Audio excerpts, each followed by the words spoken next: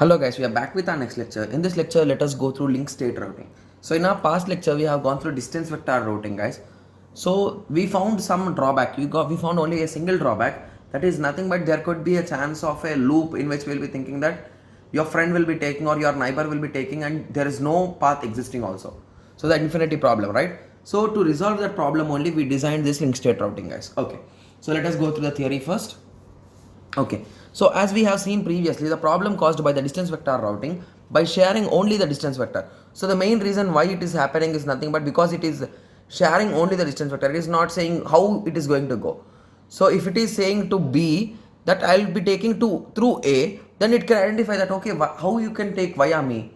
I am the one whose link has been broken, right? So in that way you can solve this problem. So if you share the whole table, this could be a huge advantage. Okay, so these both are solved or resolved using the link state routing. Okay, so with the help of this we will be solving the issue.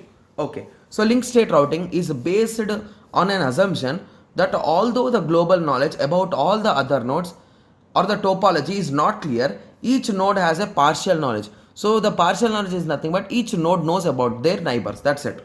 So by combining these partial knowledges, we can generate the global knowledge. Yes, that's true. Hence, also we maintain a link state table, that is nothing but packet table, you can call it. Okay. So we will be following 5 steps here, guys. So the first step is nothing but discover its neighbors and learn their network addresses. So addresses are nothing but the cost, guys, to be clear in simple words. So set the distance or cost metrics to each of its neighbors. So we'll be calling it as a LSP. Okay. Similarly, passing of LSP to every other router is called as hop using flooding. So here we will be using the concept of flooding. If you remember flooding, in all possible paths except to itself, you will be sending, guys. So that is nothing but flooding. Okay. So formulate or calculate the shortest path to each other. So once you got the table, you will be formulating the costs, right? So indirectly updating is the step, guys. So at the end, you'll be updating the LSPs and finally you'll be getting the global values. Simple? Yes. So these are the 5 steps which we will be discussing in this lecture only. So don't worry. Okay. So the first step, guys, we'll be taking an examples for each and every steps, guys. So don't worry. Okay. So first step is nothing but discovering its neighbors. So here we will be sending a particular packet to even discover its neighbors. So to find distances between its neighbors, the node sends a hello packet to each of the path and the neighbors will respond back with their deterministic distances. Okay, with determining who is the neighbor and what is the distance or cost. Okay, so the response will be in this way, R2 comma 6.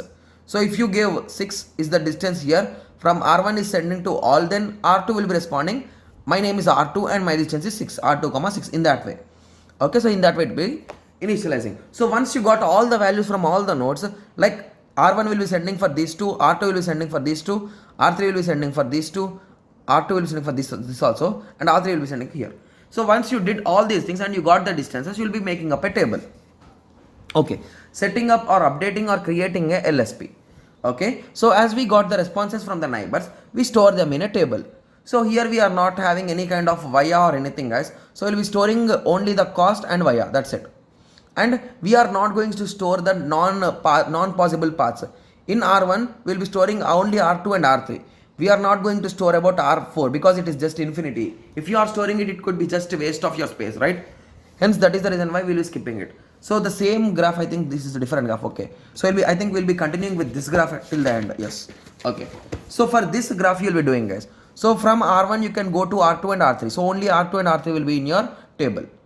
Okay. So along with this data, we are having few other extra data, guys, like a sequence, age, and TTL.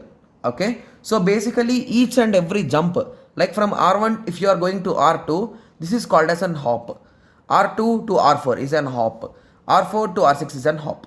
So basically the age or the TTL completely depends on the number of hops, guys. So basically you don't want your packet to reach somewhere which is too far, right? So you want it to go fast.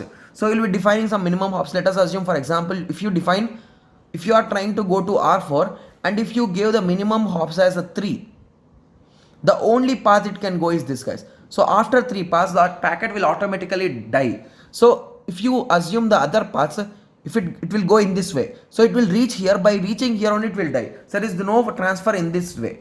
So that is nothing but TTL. So like that, extra information can also be stored in these tables. Okay, so in this way the tables are generated. So the next step is nothing but passing LSP to all its neighbors. So again you will be processing the flooding, guys. So this table is pushed to all its neighbors. This table is pushed to all its neighbors. This table is pushed to all its neighbors, in that way. Okay, so using the concept of flooding, every node sends or transmits to all its possible nodes. So node to neighbor or neighbor till all are reached. So basically the flooding is completely done for it, guys. So hence here R1's table will be received by all the nodes. So we are not saying that only to neighbors. We are pushing it to all the nodes, guys. Okay, so now you will be calculating the shortest path. So by combining all the partial knowledge that we got from the graph, we'll be using the shortest path. Okay, so assume that we are starting from R1 and our destination is R6, I think so, yes, and we are trying to go to R6. Okay, so to R6 how you can go is your question. Yes. Okay, so you are starting from R1. So from R1 where you can go, guys. So I am observing the table, but originally there is a global knowledge, right? So R1 collected all the tables, so it is having details of everything.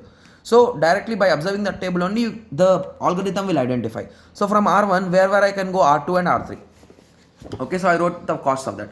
The same algorithm that we discussed, guys, that we discussed about Dijkstra's algorithm, right? Shortest path. So the same thing will be done here. Okay, so we got 6 and 3, and which is minimum? 3 is minimum. So you selected the R3 and you pushed it into your source. So from R1 you are going to R3. So 5, 3, 8 or 12, 8, infinity. It's infinity, it's not 8, sorry. Okay, so you are in that way you are continuing, guys. So if you want me to explain, I can explain this, guys. Okay, just give me a second. Because we discussed about this in our previous lecture, that's the reason why I thought it could be fine if we even skip the explanation for it. Okay, so just to give me a second. Okay, so I'll be just drawing the outline only, guys. I'll not be taking too much depth because it might take too long if we go in depth for this also. Because already we discussed about this in our previous lecture, right, for shortest path. Okay.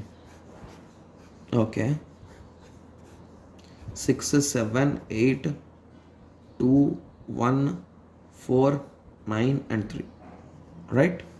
Okay, hopefully this everything which we wrote was correct.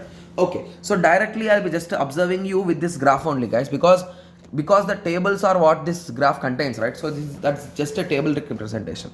Okay, so if you observe here the first R1, from R1 where you can go? From R1 you can go to R2 and R3, which is R3, right? Okay, so R2 to R3 we can go. From R1 you can go to R2 and R3.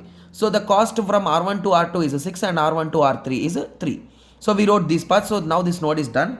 Similarly, continuing, which is the shortest path? R2. Sorry, from R3 it's the shortest path, that is nothing but 3.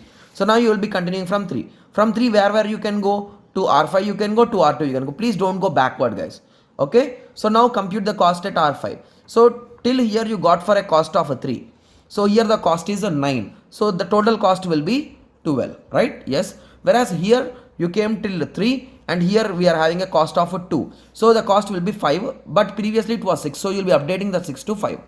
Okay, so we have updated it. So now among, this is done now. So among 12 and 5, which is minimum? 5 is minimum. So now we'll be continuing from 5. From 5 you can go to R4. Previously it was infinity. So now it will become 5 plus 7, that is nothing but 12, right? Okay, so here we are having 12, that's what it is written in the table, guys. So from 12, among these two you can select any 12. I selected here R4. As it is the latest, I selected R4. From R4 you can go to R5 and R6. So you calculated the cost. Here it will be 11, and here from infinity it became 20 now. Okay, so now you reached there. Okay, so it will be 21. Okay, I think I have did it wrong, so it should be 20. Okay, so once we reach there, again you will be adding this 4. So now you are done with this. So now the minimum cost among 20 and 11 is 11. So you'll be selecting this node and you can travel to this direction. So that the final cost is 15. So in this way, at each and every node it will be occurring, guys. So from each and every node we will be calculating all possible nodes distances. Okay, so at the end we got all details, right? So now you will be updating the final LSP. So final LSP is nothing but you will be writing the values from R1 to R6 with their costs and via how you are going. So basically this is done with the help of the previous table. Just by combining all the previous tables, This will be your global knowledge, guys. I told you global knowledge, right? So this is the global knowledge. From R1 to R1 it is 0. From R2 to R, okay, so this is only from R1, right? So R1 to R2 it is 5, R1 to R3 it is 3, R1 to R4 is 12, R1 to R5 is 12, R1 to R6 is 16. Why are these are the things? So I hope everyone got a clear idea, right? So in this way, for each and every node we will be having from R1, from R2, from R3. Okay, so if it comes in your examination, please take a small example and do it, guys. But don't waste your time by writing each and everything. So you just write for one and you write similarly, the process continues for rest all. Okay, so here in the same way for all nodes it is done. Okay, so I hope everyone got a clear idea on this LSP and distance vector routing, which we discussed in our previous lecture. Okay, so let us meet in the next lecture and we'll be discussing about hierarchical routing. So let us meet in the next lecture. Thank you, thanks for watching.